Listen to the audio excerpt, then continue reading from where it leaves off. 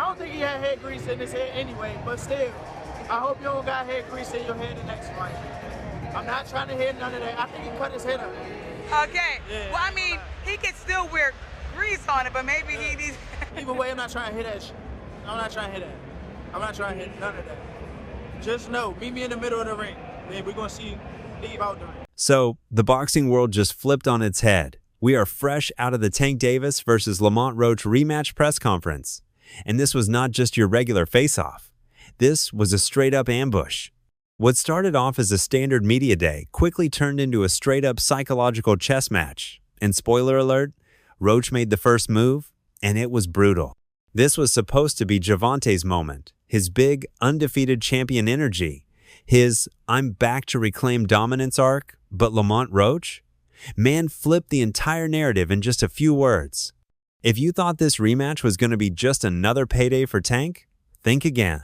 Roach came to this press conference not just with bars, but with receipts, revenge, and the vibe of a man who knows he won the first fight, even if the judges didn't say it outright. Let's break it down. Get this. It was a packed-out arena in Washington, D.C. Hot lights, camera shutters snapping like gunfire, security on high alert, and fans chanting from both corners of the room. You could literally feel the electricity. The rematch between Gervonta Tank Davis and Lamont Roach isn't just hype anymore. It's personal. It's war. And the battleground just shifted before our eyes. All right, last. Do you think that Gervonta is scared? Because the first one was kind of a close one, but definitely a close one. Rematch, is he scared? I wouldn't necessarily say scared of me as a man, but he's scared to get embarrassed. He's scared to get embarrassed. That's his problem. Hear me out. Roach wasn't smiling. He wasn't playing the underdog. This man walked in like he had nothing to lose and everything to prove. Hoodie up, eyes locked, shoulders loose. And when he took the mic, it was dead silent. No yelling, no screaming, just cold-blooded precision. He dropped the bomb. You thought you had me. Now you got to show me you're still Tank. But here's the thing. Roach didn't come for quotes. He came for blood. The way he was locked in, eyeing Gervonta like prey, it was clear he's not here for a rematch. He's here for revenge. Clearly in there, man. I thought I won. I thought I did enough to get the victory over a spectacular fighter. I told y'all from the beginning, man, that I got the skills to pay the bills. I've been telling y'all that. And I'm just glad I got to show it, honestly. I'm glad I got to show it. I appreciate, like I said before, I appreciate true boxing media. Some guys that didn't count me out. So that's just how I feel, man. I think I won. And, I can't wait to do it again. I can't wait to dance again. This man's been sitting with the sting of that decision for months, watching replay after replay, hearing analysts say he might have edged it, watching Tank soak up the spotlight like the fight wasn't razor, close, and now he's on a mission. You could see it in his body language. Roach ain't just training, he's transforming. I wasn't relying on that. I was relying on what I was doing in there. I think I was taking control. I think I was landing more shots. I think I was landing more power shots. And I thought I was doing my thing. So I'm not really that frustrated about that. Remember the original fight? Gervonta took a knee in the ninth, claiming hair grease in his eyes. A move few expected. Can you describe what the feeling was like in the ring? And was it to get the towel out, to get the burn out of your eyes, or what was going on? And I didn't want to get caught. I didn't want to get caught while my eyes was burning. And, you can get knocked out like that. So I'd rather take the knee than, But I didn't really know that you can, get disqualified for all that. Or, when you start counting, I'm like, what the hell? But I don't know. It's cool. Judges gave it a draw. But boxers, analysts, and Twitter all agreed. Lamont Roach did more. Judges 1 and 2 match scores exactly, showing it was neck and neck. Round 9? If that knee was ruled a knockdown, Roach wins. And everyone knows it. The rematch isn't just a fight, it's Roach's redemption tour. This is my opinion. Sure. It was a great fight. It was a close fight. Depending on what they do with that decision of taking the knee, depending if the commission reverses the decision, or I think a draw was was meant to be. So I like the draw. No, if you take the knee, man, if you take a knee in the 90s or in 2000, you're taking a point off. That's the bottom line. You're taking a point off. I don't know what happened with the referee. Maybe he was a little starstruck. Maybe he was a little, because he loves Tank. He loves New York. He loves the big lights. The referee with the eyes, he's like, a point should be deducted if you take a knee. It's a fact. It's in the rule book, right? The fact that they didn't take it away, then that's where the controversy is, right? It's not, look, did Gervonta get hit? Was he dazed? Who knows? Only he knows. But what I saw, when you take a knee, that's an automatic point. That's just the rule. This is not basketball. This is not, this is not basketball where, wait, hold on, my ankle hurts. Hold on, let me take a timeout. You don't take timeouts in boxing. It just doesn't happen. Whether he had something in his eye or not, you have to fight. There's 3 minutes to fight. So if you take a knee, if you go to your corner, the rules are the rules. And I don't know what New York is gonna settle on, but the rules are the rules. At the conference, Roach didn't just talk strategy, he flashed confidence. He laid out his plan. Iron defense, lightning jab, relentless pressure. He looks the part of a champion ready to finish the job. Let's talk about what makes this version of Lamont Roach a straight-up nightmare for Gervonta Davis. Obviously the part with the grease in the eye, that took on a life of its own. That was a headline in the fight. One is, what did you think when he said that initially, just like the grease in the eye? But two is like, when you was in the fight, was there any point that you saw that? Like, did you see like him kind of messing with his eye, or did you have any indication that that was something that was bothering him? No, see, and that's the thing. If you look at the whole fight, he was never bothering his eyes before you jabbed him. Before I jabbed him. Even that right hand that, that kind of landed, he kind of rolled with it. But after that, you could see him wipe his eye. And then right after I hit him with the jab, you can see him wipe his other eye. So it's like it was corresponding to which hand that I punched him with and exactly which eye. So it's like crazy for him to say it's grease in my eye. And I think even when he say that, you could see me because I'm right beside him. You could see me like, nigga, what you talking about? So, right. But you say you don't think he willing though. Whatever. See, but who cares? Like, sweat gonna get in your eye, blood gonna get in your eye. Yeah, it don't matter. Spit fuck around and get in your eye. You know what I'm saying? But it's not like you can be like, all right, time out, ref. Hold on, Take no ref. time out. You can't do that. Right. Would you be cool with Steve Willis doing the next fight? Hell no. He can't do the next fight. No, he can't do the next fight. Right. No. Pops, it's a no? Hell no. Yeah, fuck that nigga. Yeah. You know how many Coach Ben on him, man. He lucky he ain't running Coach Ben after that fight. But look how many times he fucked the fight up though. Right. The knee, him going to the corner to get assistance, like who knows? Not saying that they did any cheating shit or nothing like that. But like he wiped his face with a towel. You can't do that. Right. You can't do none of that. Right. That's a disqualification. You turned your back on the ref after you took a knee. Usually the ref will be like, all right, he don't want to fight no more. Fight's off. Because make no mistake, Roach isn't coming back for a rematch. He's coming back for a retribution arc. And this time, he's moving like a man possessed. I already signed. My first contract is signed for an immediate rematch in the case of a draw or if I win. So I'm already contractually signed to a rematch. It's on him. I hope we can get it done because I want to show the world again that that wasn't a fluke. You can see it in the tape. Lamont's not just training harder, he's training smarter. Everything from his foot positioning to his shot selection has leveled up.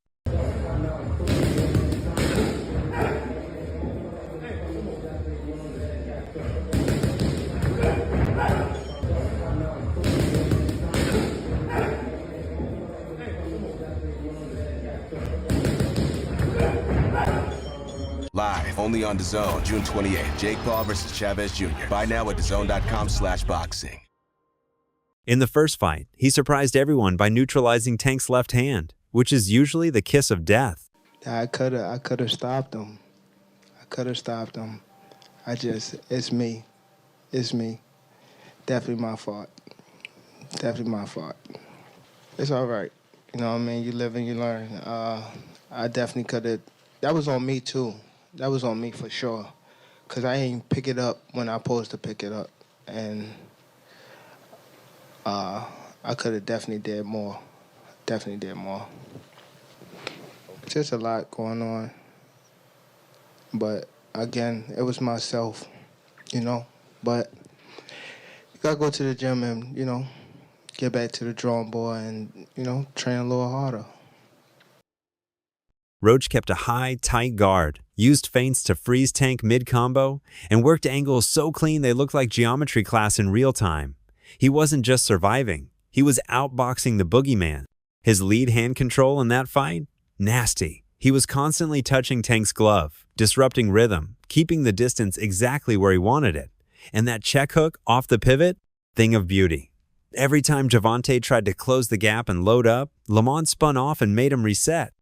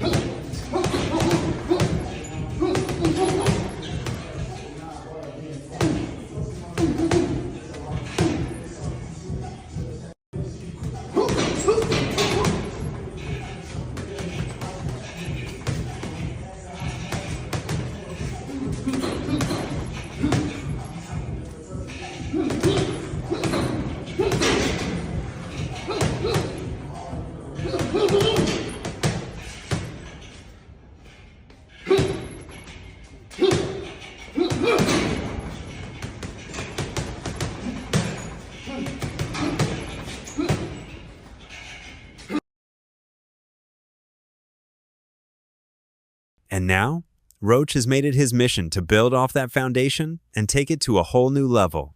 Sources close to his camp say he's been drilling reactive counters, studying Tank's trigger punches, and timing slips off Tank's signature overhand left. He's also sharpening his inside defense, tight elbows, quick clinch breaks, short uppercuts on the exit. Lamont Roach in training camp, ready for one of the biggest rematches in 2025 against Gervonta Tank Davis, one of the biggest faces in boxing. What a man. This ain't just technical polish, it's surgical prep. Lamont's not banking on the judges this time. He's gunning for a decisive finish. Every round he's training like it's the 12th, and he's down on the cards. He's locked in on the small stuff: distance control, lateral movement, quick resets, and body work.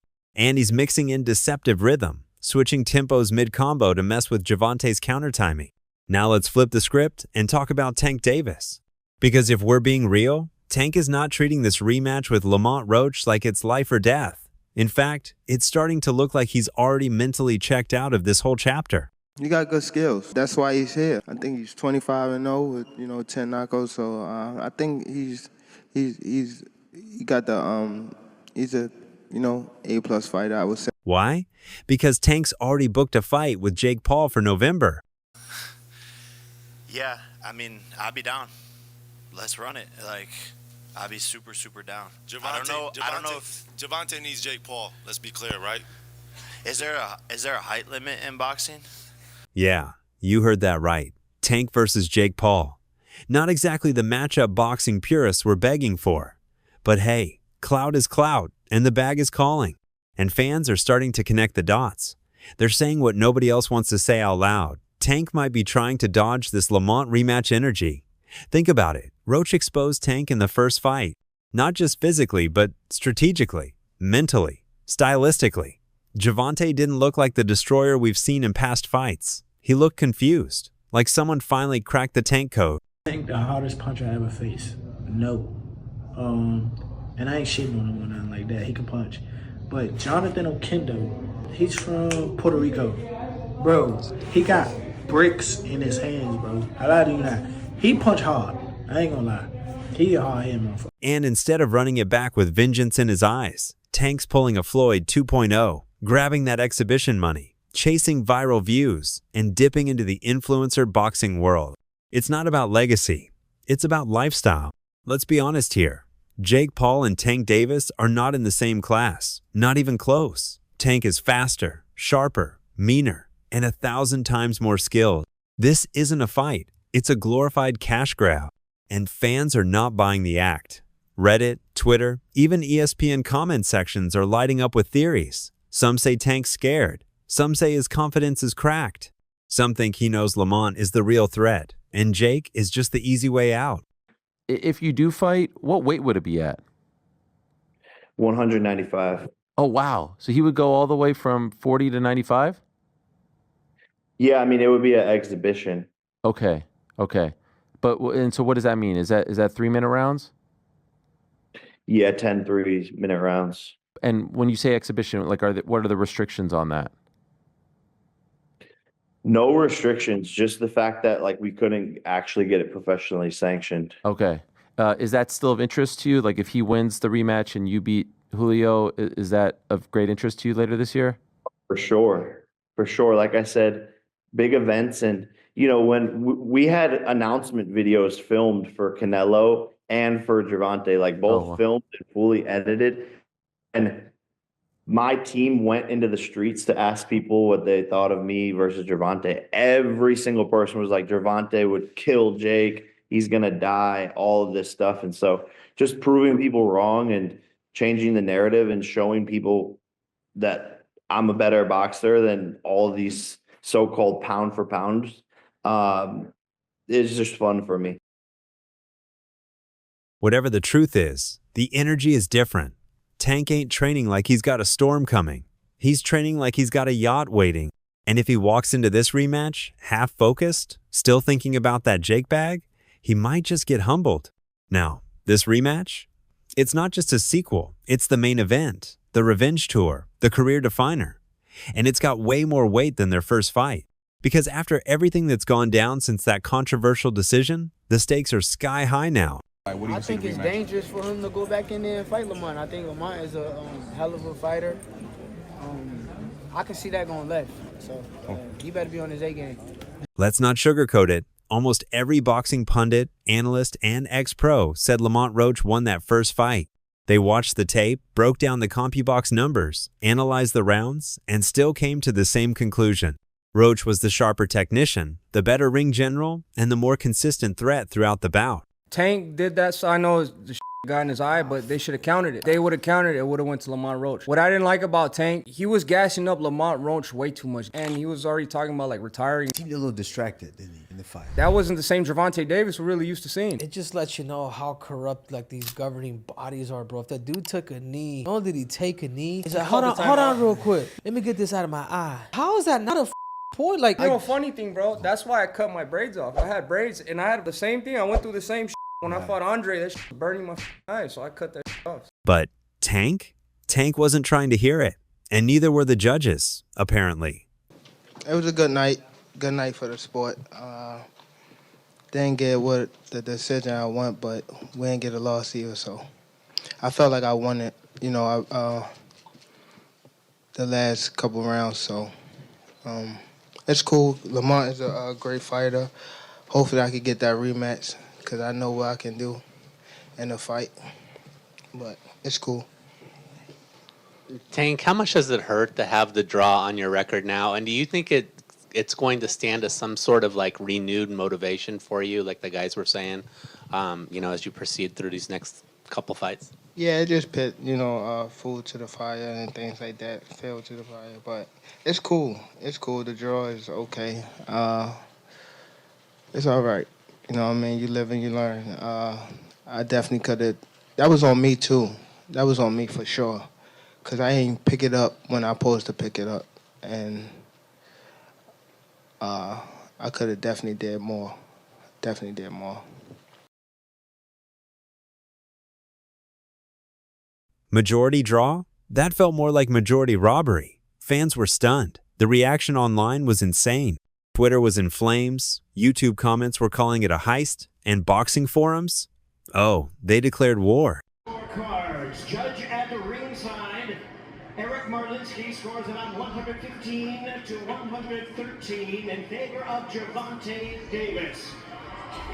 Judges Steve Weisfeld and Glenn Feldman both score the bout 114 to 114, even a draw. The decision is a majority draw.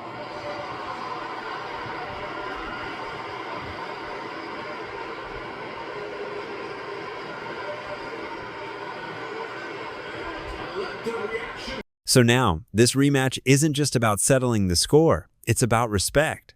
For Lamont, it's about proving that the first time wasn't a fluke, and that no amount of celebrity or star power can erase what went down in that ring.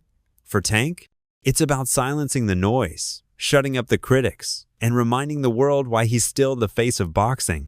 And there you have it. The rematch of the year is about to go down, and it's not just a fight anymore, it's personal. Gervonta Davis might still be the A-side, but Lamont Roach is the one with the fire, the momentum, and the mission. So, what do you think? Is Lamont about to get the justice he was robbed of? Or will Tank rise to the occasion and shut everyone up once and for all? Drop your thoughts in the comments below. Smash that like button if you were shocked. And don't forget to subscribe for more boxing drama. I'll catch you in the next video.